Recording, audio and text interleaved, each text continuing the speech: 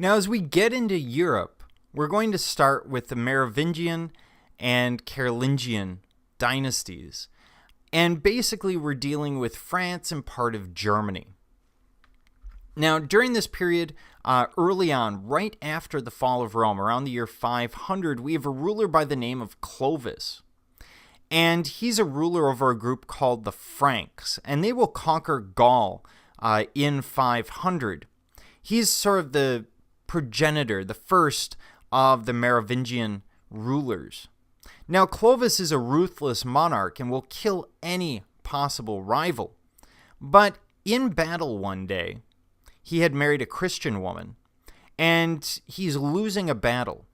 What he does is he prays to God, prays to her God, as he puts it, and says, basically, if I can win this battle, I will convert myself and my people to Christianity. Well, he does, and then, he does.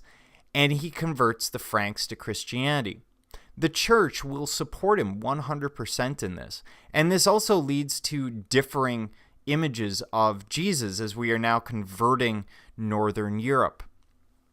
Now, as Clovis converts, the reason the church is in favor isn't just because of the converts, but because now with the fall of Rome, they didn't have someone who would support them in a military manner.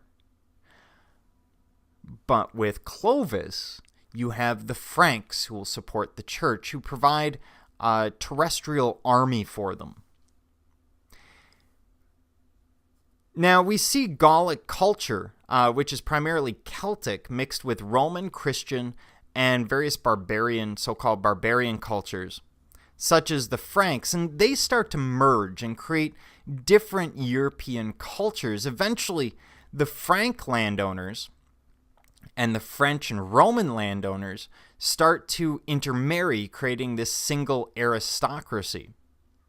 And the Merovingian kings will treat all their sons equally in inheritance, and this will be a huge problem later on because it's going to result in dividing the kingdom constantly. Now, at the same time, in the Byzantine dynasty, we're just getting to Justinian around 500. And in Islam, Islam hasn't quite formed yet, but we're very quickly going to get to the Umayyad dynasty, bringing its form of Islam into Spain and up towards France, an issue that will be key later on. And what we're looking at, the initial Frankish territories are actually these dark green areas. And it's kind of interesting because this is basically Germany. And the Franks will eventually kind of swap over and take over France, and that's where France will get its name. And we see that Clovis will add all of this massive territory, much of France, during his lifetime. By the time we get to Charlemagne, most of Western Europe is being controlled by this group, but they're not called the Franks at that point.